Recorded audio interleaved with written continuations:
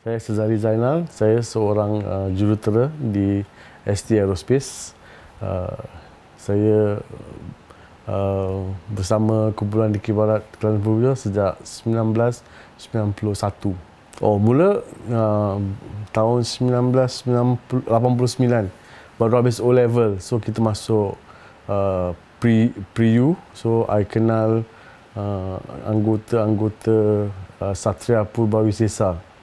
So Satria Purbawisesa masa tu Satria Purbawisesa di dikir dan dengan pemata from Bedok View. So they combine. So jadi Kelantan Purba. So the whole group tu combine, anggota dia semua daripada Bedok View dan dikir. Saya seorang je, lain sekolah lah. Dulu Anglo Chinese. So I was the only one for Anglo Chinese, and the rest semua from dikir dengan Bedok View lah. Started because a good friend of mine geng main pool lah. So ajak, jangan main Dikir Barat. Saya okay lah. So I joined. Started, I think one of the competition we started was 91. Kita masuk under Satria Purbawisesa. It's a national competition lah. So I think kita masuk semi, tak masuk final. Then that is the thing that actually macam I was interested to do more lah for the art.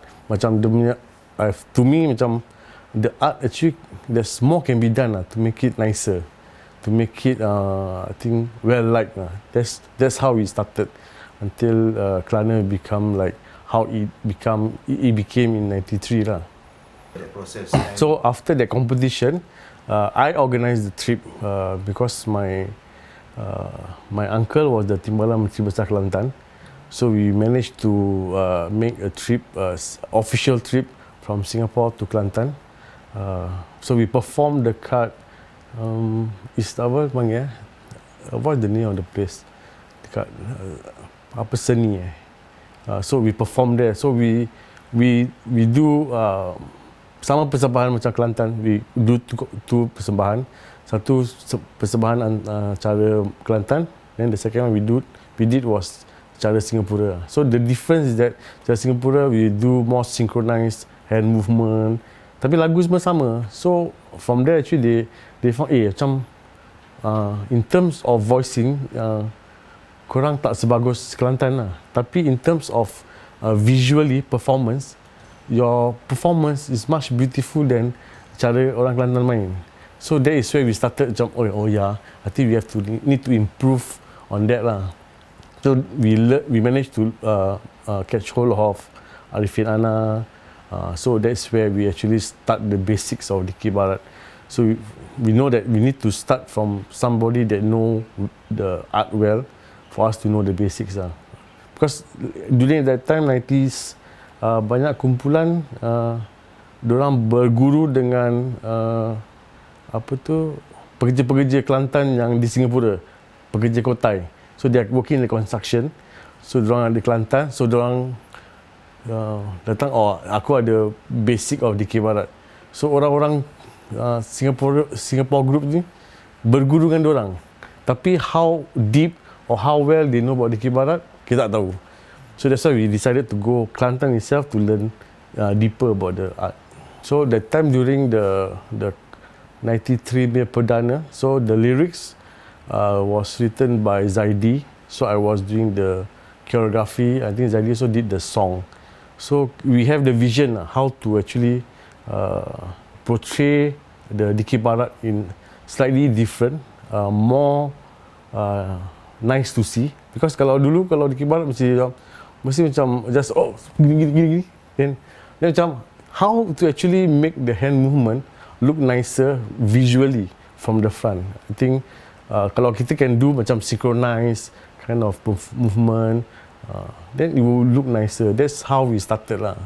So bila mula-mula tu when we started, luckily we don't have much objection from the guys because they have seen some groups ragam. Dulu 90s punya ragam simple apa, semua gini je, relax all the way kan.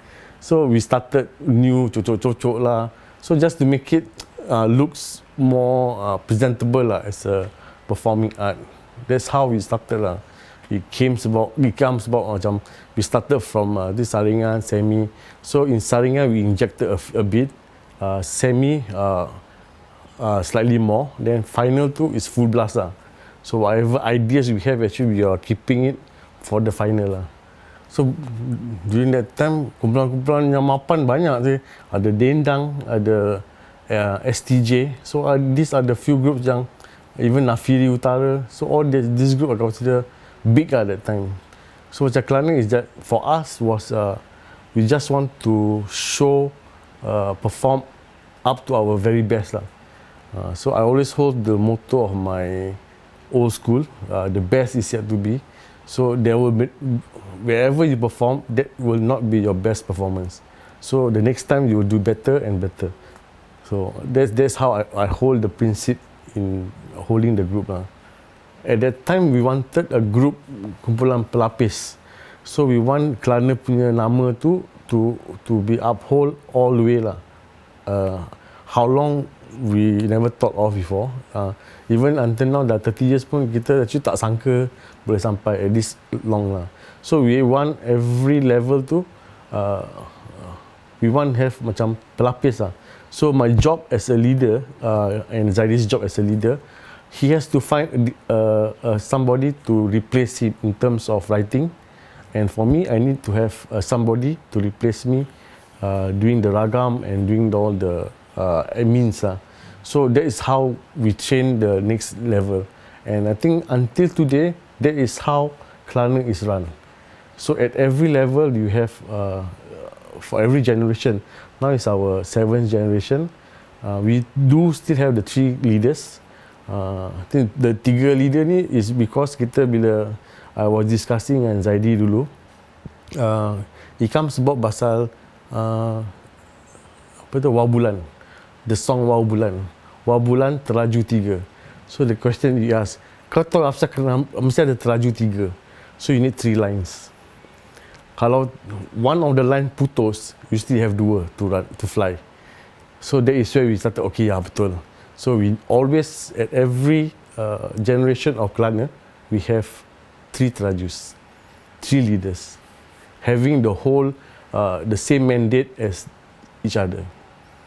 So, padahal sama lah, it's basically individual leadership lah, wherever you go. Actually, everybody is a leader lah.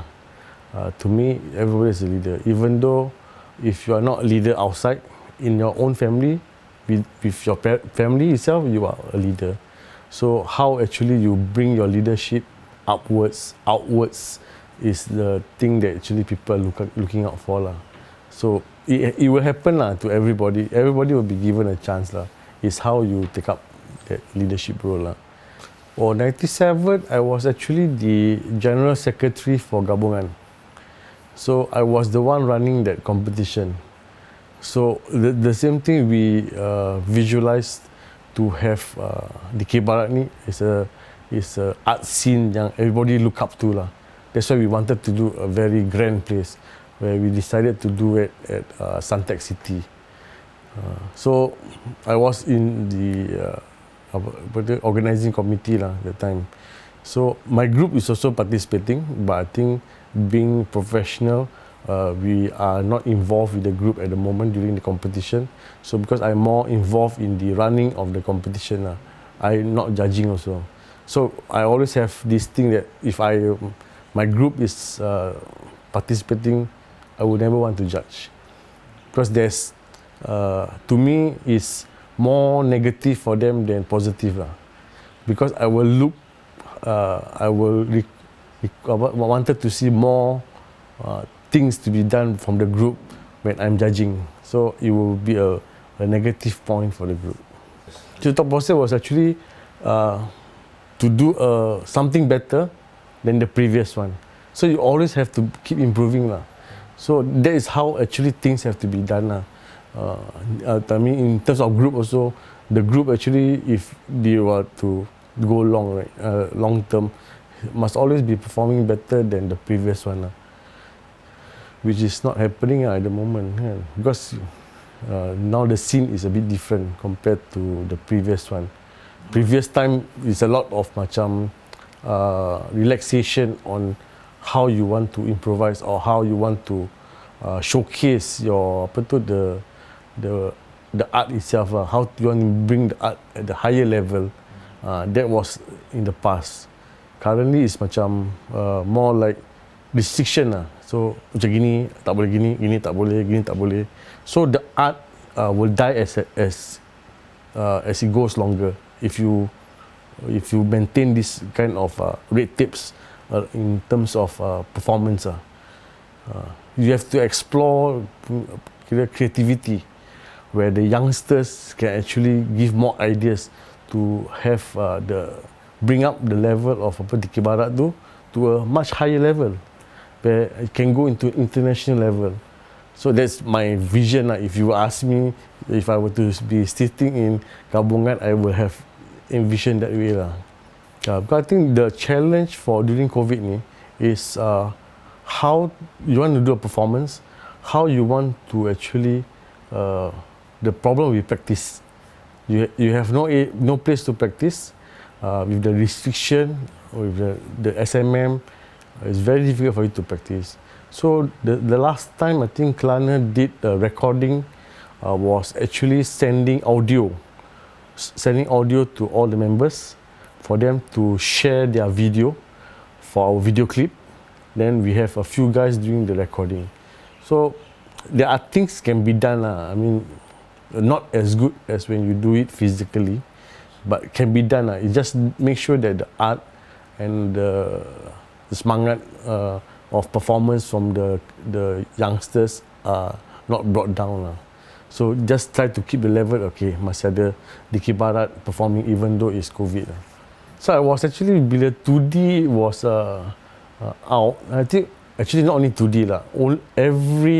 Everyone that came from dikir barat into the scene of the national level or international, I feel very proud because it's ni dah dikir barat tau. So I always tell my kids, itu ni semua dikir barat. So all these people 2D, how they make their name. Actually, I was very happy and proud of this group of guys at every level because they bring themselves up, but actually they are all linked to dikir barat. Even though some of them jadi director, jadi producer, so all ada ni dah dikir barat. So they are from the arts going out in the art scene. Because I think for him memang I think dia started when he can do well in rap. I think 97 lah. Dia jadi tukang karut, right? So when he do the Patani, solid lah. Punya laju, baik lah kau biar rap. So I think after that, I think dia jadi rapper. I think to me, whoever lah come from the Barat scene, going to the limelight, I feel proud of these guys. Maybe kita punya creativity, most of it is like creativity, your love for the art, where you actually love singing, then you went to venture in singing. So to me, actually orang-orang kesenian di Barat ni semua very artistic. They got a lot of ideas to explore. So when you see like I think like Najib become director or producer, they have a lot of vision how to. They are instilled in them. The art punya tu is instilled in them. Whether you are singer ke, into acting ke, I think all of them did well. For me, I think I started to begin that I want to return back to society. Because I see that a lot of people, memang in terms of rate, what can I do to actually help the society lah. Kalau nak kasih duit to society is not helping lah kan.